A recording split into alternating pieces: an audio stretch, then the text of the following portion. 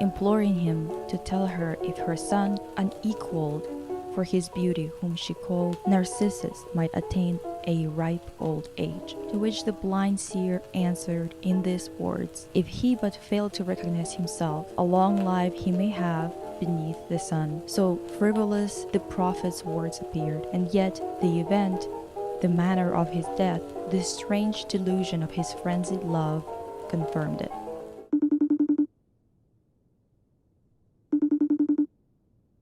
Hi! On March 25th, 2025, an American entertainment industry magazine, Variety, released an article written by Tatiana Siegel. And we will get back to her actually, so put a pin in that. The article is named Inside Disney's Snow White Fiasco, Death Threats, Beefed Up Security, and Social Media Guru for Rachel Zegler. This article follows the release of a new Disney movie, a live-action remake of Snow White, arguably one of the most famous animated movies ever produced, being the first animated feature film made in America. Clearly, based on just how much money the original has made, it's genuinely insane. If you adjust it for inflation, it would be around $2 billion and some dollars today. Disney was definitely expecting a lot more than just $87 million on the opening weekend. I forgot my lipstick, wait. This is where I belong. Anyway, I'm so sorry. Lipstick is like part of the look and I forgot. If you're into films, even in a more casual capacity, you're not exactly surprised about this outcome. To start, the constant reports of reshoots and rewrites are already enough to raise some eyebrows, but it's also been a really long period of boycotts and BDS movement to address the atrocities that are going on right now. Movements that would undoubtedly cause a movie that's created and starring a bunch of Zionists to flop, or at least influence it in terms of numbers. People have been talking about it for ages, really, and with each video coming out with evidence piling on top of evidence, regular people are just not able to ignore what's going on, rightfully so, in my opinion. So the issue of Hollywood and America being so focused on prioritizing their favorite colony, it's just unsustainable at this point. Unlike many years before 2020s, everyone knows about what's going on. Regular people who just want to live their lives and want others to have the same right are painfully aware of the impact that they're having because of inaction. So it was definitely bound to affect this. And aside that, this movie is also released at a time when people do not generally go to theaters. Obviously, there are outliers. There are movies that are performing really well. However, you gotta do some exceptional marketing nowadays to get people in those seats. But a movie that is backed and created by a company as big as Disney with $270 million for a budget can definitely afford to do that. But instead of investing into writing articles about how good Snow White is or how much of a production value there is, etc., the producers decided that there is an opportunity there to blame it all on a young actress that has one very, very important difference between her and like 99% of Hollywood. And it's the fact that she's not coming from the ruling class, and she doesn't even come from the Jester class either. No nepotism here, baby. Just pipes that even her haters can't really deny. Now, there is a reason why I take a special interest in this whole particular rollout. I want to talk about the relationship between the ruling class and the audience and this confrontation that they have to deal with and somehow digest and absorb, and that confrontation being really, really visible in this particular conflict. It's really interesting to me because of the reaction of the public. This apparent crisis of the executives, celebrities, and the rich experiencing because of it. Many articles by right-wing publications are going to try and blame the poor performance of the film in theaters on Disney trying to be woke. And some people are even talking about how Disney is gonna drop their woke agenda. And it is an incredibly funny thing to say because there is quite literally nothing woke about Disney. sorry to say, especially if you consider that at the height of political tensions in the country and the world, Disney still decided to hire Gal Gadot to be the second lead in one of the most expensive to produce movies in Disney's recent history. And that says a lot because Disney is a massive company that constantly has massive projects that cost a pretty penny. It would bode well for them to not point directly at what they're prioritizing. Instead, they decided to highlight it and pretend like the most politically charged public-facing person involved in this project is somehow Rachel Zegler and not the poor rifle-wielding mama of four. You guys are just not getting it. Like, now to the funniest part of the whole deal. Meet Mark Platt, producer of Snow White 2025, as well as Wicked, Scott Pilgrim vs. the World, Drive, Cruella, including a bunch of stage productions on Broadway, by the way. A man of obvious considerable connections in the entertainment industry. Undeniably so, really. Because also, when I heard his name, a little bell went off in my head, and I was like, Platt. No way it's the same Papa Platt that gave his son an opportunity to be the final boss of How Do You Do, Fellow Kids competition. If you forget, Ben Platt played a teen in Dear Evan Hansen, and to this day, I'm not sure if he just looks like this, which I think he probably doesn't, honestly, or if it's just the makeup department hated him or something. Because why didn't anyone stop this from happening? It's very Edward from Twilight, except Platt is not a vampire. So when someone asks him how long you've been 17, I totally understand what they mean, because what the hell do you mean? At this point, I think we all know that it's nepotism, of course. I mean, come on now. Clearly, it's Papa Platt giving his baby boy an opportunity to play a character that's way too young for him to play, even though, yes, there are many Hollywood people who play teenagers when they're in their late 20s. Okay, there are some actors where I can see it, you know, this actress who played a Slayer in Buffy the Vampire Slayer and then went on to play a teenager 15 years later, once again in Pretty Little Liars. I still believe that she could be a teenager. Like, I get what you're saying, it's just not everyone can do that. The only thing I am extremely grateful for when it comes to the existence of Dear Evan Hansen is the fact that it gifted us with Jenny Nicholson video on Dear Evan Hansen. This is just pinnacle of entertainment, and Jenny deserves all the awards for it. Anyway, this guy, Mark Platt, a 70-year-old producer with a shit ton of sway in the industry, got real pissy at Rachel Zegler. Why, you might ask? Well, as per this infamous Variety article from our girly pop Tatiana, on August 12, 2024, Rachel Zegler thanked supporters in a Twitter post for driving the teaser to 120 million views in 24 hours. 1 minute later, she added an afterthought in the same thread: and always remember, Free Palestine. That addendum, which amassed 8.8 million views, nearly 4 times the number of the initial post, quickly made the rounds, with many inside the studio expressing shock that the Snow White star would commingle the promotion of its $270 million tentpole with any kind of political statement. A Disney executive raised the studio's concerns with Zegler's team, while the film's producer Mark Platt flew to New York to speak directly with her. But the actress, whose relationship with the studio began to unravel in 2022 during the contentious West Side Story Awards season campaign and continued as she trashed the beloved original Snow White, stood her ground, and the post remained. Behind the scenes, death threats towards Zegler's co-star Gal Gadot, who is Israeli, spiked, and Disney had to pay for additional security for the mother of 4. We'll get back to this article in a minute, because the framing of Gal Gadot as being an innocent little political saint is really something, and needs to be refuted in full with fucking receipts. But what made the situation funny here is the entrance of yet another Platt, Jonah Platt. Someone on Instagram commented this on his page: "Your dad flew to NYC to reprimand a young actress." Any words on this? Cause that's creepy as hell and uncalled for.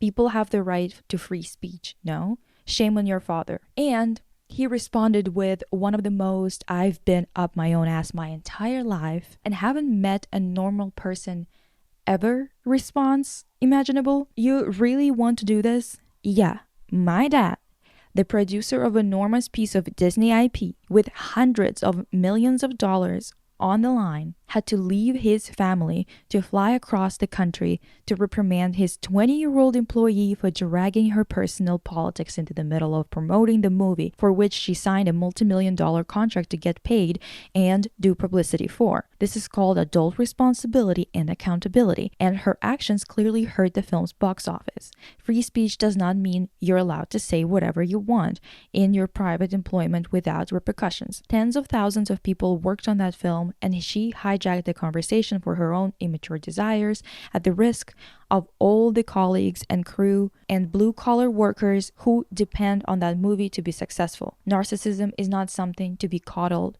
or encouraged. Oh, this is rich. This is rich. First of all, your papa had to leave his family. I think Jonah was worried because who's gonna put his 38-year-old ass to bed with a goodnight kiss if not Papa Platt? It was so thoughtless of Rachel to rip him away from his 40-year-old baby. It's truly tragic. Second of all, dragging personal politics when it comes to Rachel is really something when Gal Gadot, who they try and try again to clear of any political sentiments expressed during the production or promotion of the film, has commented on it in an interview 3 days before this movie's release. Also gave a speech that got a lot of coverage at ADL's Never Is Now, literally like 3 weeks ago, and promoted as well as arranged a private screening of Bearing Witness, a compilation footage from October 7th for Hollywood figures, to obviously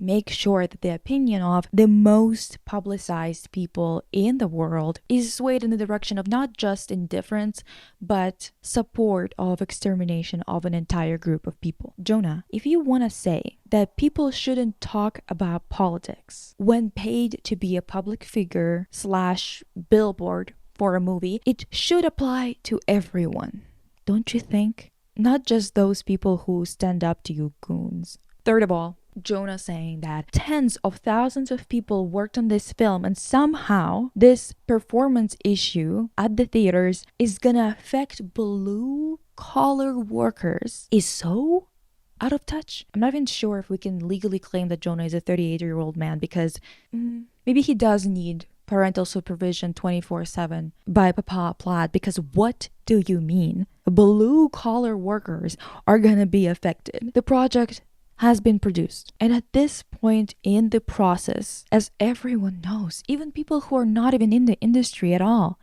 of the blue-collar workers are done with this film and probably have been done for a few months. They are paid, given that your dad actually makes sure to pay union rates and not undercount the overtime hours they had to put in, which I can assume without any extra information because this is a film production and that happens quite often. But also, this is a bloated production with a lot of things that weren't organized well at all, with tons of reshoots because clearly producers were not on top of their shit. When the budget is out of whack, you and I both know it's the producer's fault. And the budget was $70 million over initial budget before it was rolled out to the public. So what the hell are you talking about? Now the last part and the most important part of this video, and its central theme really. Narcissism is not something to be coddled or encouraged.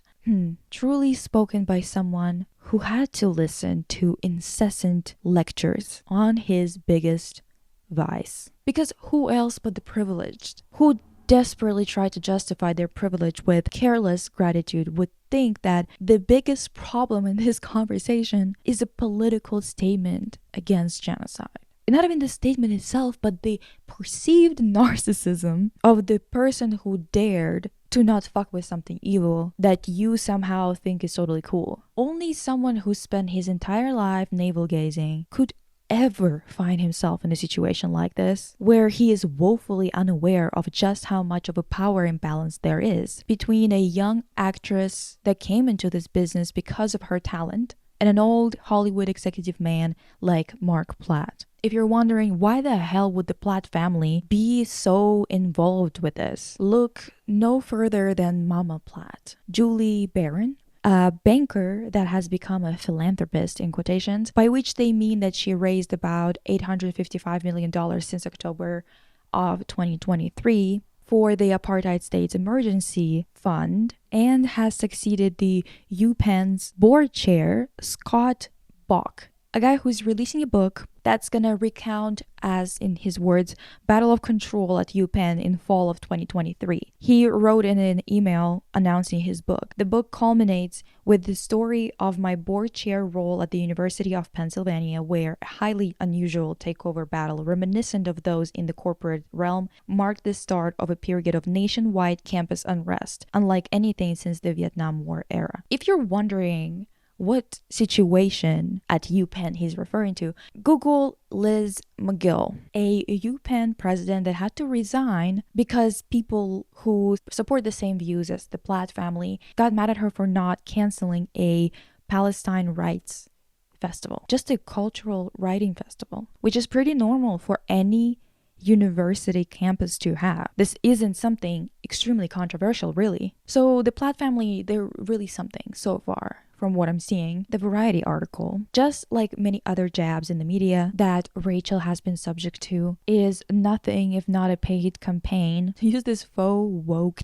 Disney narrative to explain away Mark Platt's production company's failings. The reason as to why it's really clear that the Variety article has been paid for and that it's spinning a very particular story here is directly tied to who wrote it. The writer in question, Tatiana Siegel, is the one who should take the stand next, because what do you mean you always write hit pieces on people who speak out against genocide? What do you mean you're consistently pushing right-wing bullshit under the guise of being impartial? She's built quite a useful image here. She seems neutral enough on the surface to fool people into buying this bullshit of impartiality when it comes to reporters, as if reporters are not people who also have bias. She's really trying hard to build and maintain that facade where it's very clear what she's standing for, considering what she covers and what she doesn't. Of course, it works if you look at her catalog briefly and falls flat as soon as you pay attention to what is written in the articles. The tone of nonchalance can really make anyone believe that a media publication is pleasantly surprised by the performance of a talk show or a weirdo's movie, and I use that term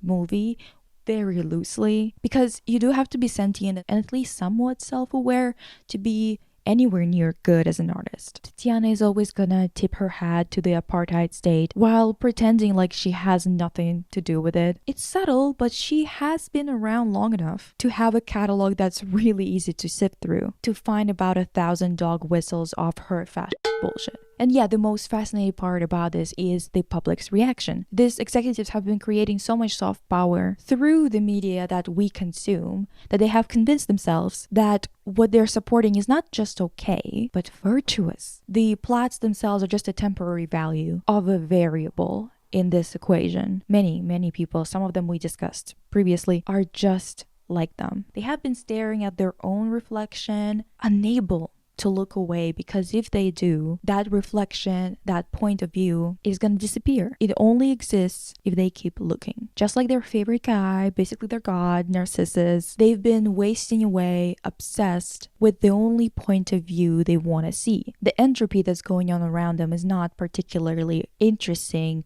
or bothersome to them. Until now that they are forced to watch their own decay because of their refusal to move or to even look around for that matter, they are stepping into another character that's obsessed with their appearance, the evil queen. There are many people, some ignorant, some racist, misogynist, otherists, that are mad at Rachel and want to assist the scapegoating. But unfortunately to the Platts and any other Zionist in chief, the Mirror says that they are not the fairest of them all. And it has everything to do with who they chose to be than any of their genetic or immutable characteristics. They've been getting that Mirror to say that they are the fairest of them all for quite some time now, partially seeing themselves in the reflection and in the magic mirror itself as the ones responding back to them. They have deluded themselves enough to think that it's the same opinion as the public's if the public actually knew who they are and what they do. And it seems like even the damn Mirror is tired of their bullshit.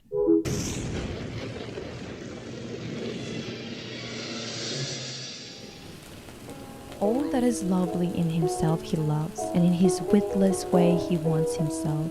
He who approves is equally approved. He seeks is sought. He burns and he is burned. Yet never may he wreathe his arms around that image of himself. He knows not what he there beholds, but what he sees inflames his longing, and the error that deceives allures his eyes. But why, O foolish boy, so vainly catching at his flitting form? The cheat that you are seeking has no place. Avert your gaze, and you will lose your love. For this that holds your eyes is nothing save the image of yourself reflected back to you. It comes and waits with you.